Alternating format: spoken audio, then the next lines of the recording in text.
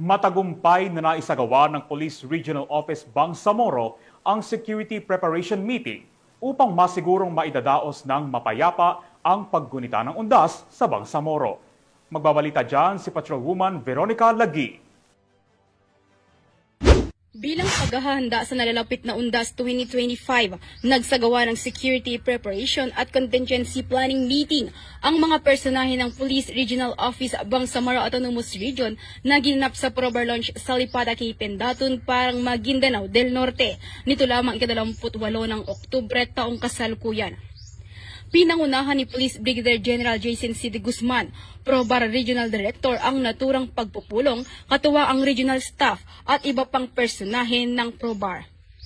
Tinalakay sa naturang pagpupulong ang posibleng deployment ng mga kapulisan sa mga sementeryo, terminal, simbahan, pantalan at iba pang matataong lugar upang matiyak ang kaligtasan ng publiko.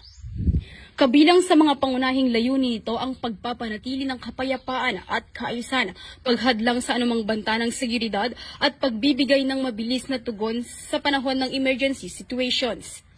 Inilahad din ang mga plano sa traffic management, crowd control, medical response coordination at mas pinaigting na pagkikipag-ugnayan sa mga lokal na pamahalaan at barangay officials upang matiyak ang maayos at mapayapang pagdiriwang ng All Saints at All Souls Day.